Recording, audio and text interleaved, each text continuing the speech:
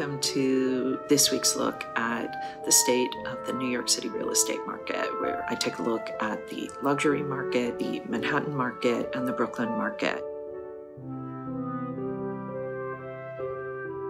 I do it because I want you to be informed.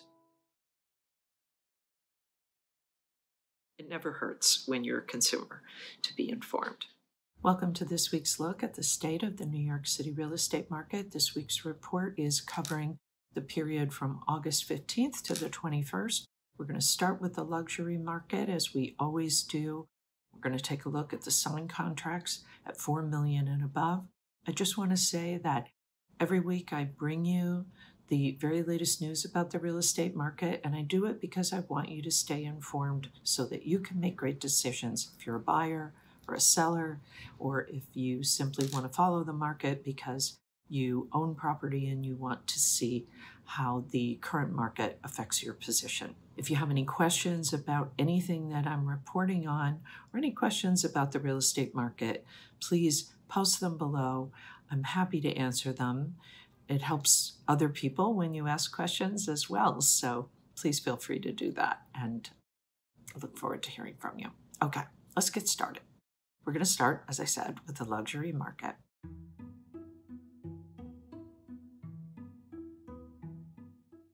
There were 8 contracts signed last week. That is 7 fewer than the previous week. It was the worst performance in the luxury market since August 3rd to the 9th of 2020. So what could be causing this? Rising interest rates? Could it be the lingering effects of the June stock market collapse? Or are we just simply in the dog days of summer? We don't know. We'll have to wait for a few more weeks to see whether this is the beginning of some kind of shift in the luxury market, or perhaps it is just the end of the summer. Although I will say the 10-year average of contracts signed in the 3rd week of August is 17. So we are not really on track with the 10-year average. Let's see what happens. The number 1 contract that was signed was 1718A at 111th Avenue. It was asking $14.99 million. It was listed in November. This duplex condo has almost 8,400 square feet. It includes 4 bedrooms, 5 bathrooms, and 2 powder rooms. It has 11-foot ceilings and dramatic views of the Hudson River. The seller bought the unit from the sponsor in December of 2009 for $19.4 million. This curve-shaped building, designed by Pritzker Prize-winning architect John Nouvel, is distinctive for its facade that's comprised of 1,650 different size panes of glass. Amenities in the 57-unit condo include a doorman, concierge fitness center, and a 70-foot lap pool. So you can see that the luxury market is really no different than any other part of the market. The seller paid a lot more for this property back in 2009 when they bought it from the sponsor, paying over $19 million. And it was asking now almost $15 million. Hard to say exactly where they landed in their price. We'll have to wait and see once it's closed where they actually ended up. But hopefully they enjoyed it while they were there. The number 2 contract was 10B at 155 West 11th Street, asking $10.5 million. The condo has almost 2,400 square feet. It includes 3 bedrooms and 3.5 bathrooms. The living room opens onto a 24-foot wide terrace with sweeping east and south city views. The apartment is in the Greenwich Lane, one of my favorite buildings, or complex of buildings. It is a 5-building complex. It's comprised of 193 condos and 5 townhouses. Amenities include a concierge, doorman, parking, fitness center, a 25-meter swimming pool, golf simulator, garden, residence lounge, and children's playroom. The seller bought the unit from the sponsor in 2014, closed in November of 2016 for $8,416,343. So The Greenwich Lane, unlike 111th Avenue, is performing better. I actually know this from my own experiences working in that complex representing buyers and sellers. Okay, let's move on now. The total weekly asking sales price volume was 61,645,990. The average asking price, 7,705,749. The median asking price, 6,747,500. Average discount from original ask to last asking price, 6%. So we're seeing a bigger discount than we have in recent weeks. Usually we were averaging between 2, 3, maybe 4%. Now we're seeing that jump again to 6%. Is it connected to a shift in the market?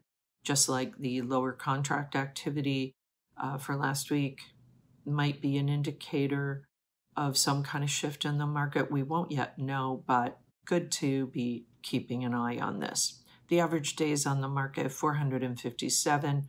Again, many of these properties are new development, not just the number 1 and 2 contracts. So that can often have an impact on how long it takes for a property in this price range, 4 million and above, to transact. That's it for this week's look at the luxury market. Let's see what's happening in the Manhattan market.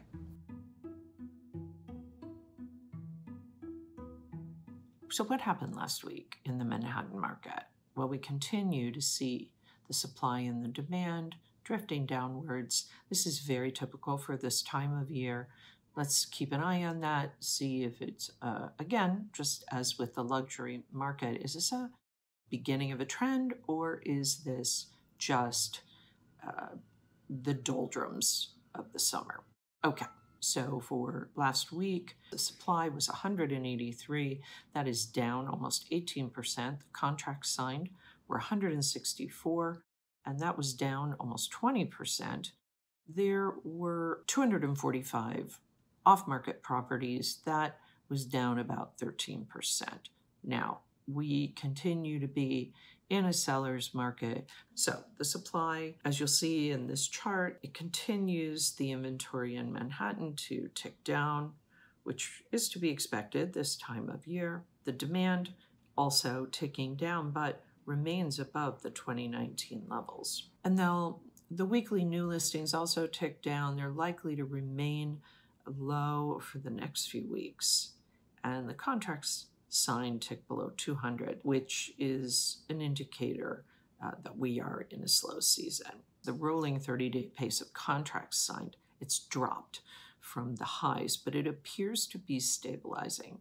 You'll see that the low of 2022 appears to be closer to 2021 than 2019, but it's hard to say exactly where we are because we still have some quiet weeks ahead. It's hard to say exactly where we are, though, because we do still have some quiet weeks ahead.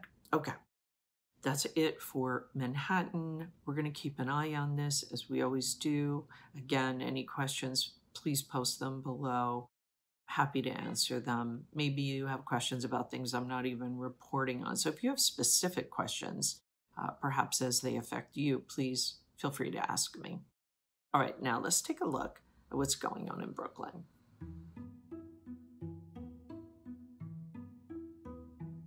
So for Brooklyn last week, as with Manhattan, we're continuing to see the inventory down.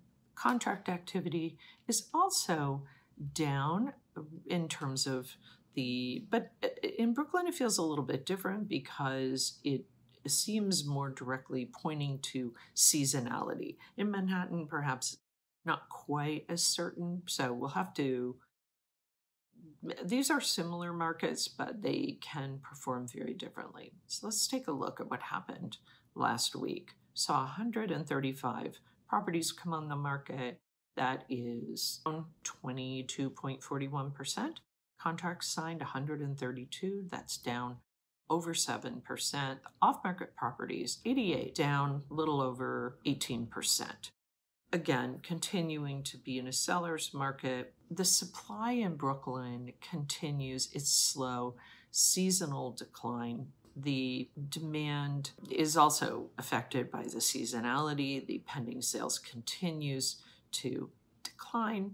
The new listings, as the summer fully peaks, we are really seeing a decline in Brooklyn inventory, even more so than in Manhattan. So buyers, you may, if you're still in the market right now, you may be experiencing still between the off-market properties and the little inventory that is coming on, you might still be feeling a bit frustrated with what is out there for you. Again, I would just say, unless you need to do something right now, continue to keep an eye on it, track those properties that interest you. If you feel they're priced too high, maybe there'll be some adjustments that will be coming, so you can be jumping right on that. And then know that in the coming weeks, probably towards the end of September, beginning of October, we're going to see that's what really, historically, that's when we see new properties come on the market. One thing I want to note about new listings in Brooklyn has not seen as many new listings as last year, and the current slope, as you'll see in this chart, is flatter. And the contract activity shrank slightly, but less than the listing activity did. So again, buyers, you may be feeling the pressure of this. There's right now in Brooklyn a little more demand than there is supply. Again, that's a little different than Manhattan, but not by a whole lot. The cumulative number of contracts signed in Brooklyn continues to run below last year's total at this time. And if we look at the 30-day contract signed pace for Brooklyn, we're going to see that the pace of contracts signed in Brooklyn has begun to reverse its downward trend at an earlier date, with several weeks of typically slower summer volume still ahead. That's it for this week's look at the state of the New York City real estate market. I will be back next week with more up-to-the-minute news on what is happening here in the luxury Manhattan and Brooklyn markets. As always, feel free to reach out to me with questions about real estate, specific or general. Please post them below or just email me. You can also find me on social media. If this kind of information is helpful to you, please subscribe so that you can get these reports as I put them out every week. And also feel free to share them with your friends if you think this information would be helpful to them. All right, I'll be back next week with more state of the market news for New York City. In the meantime, take care.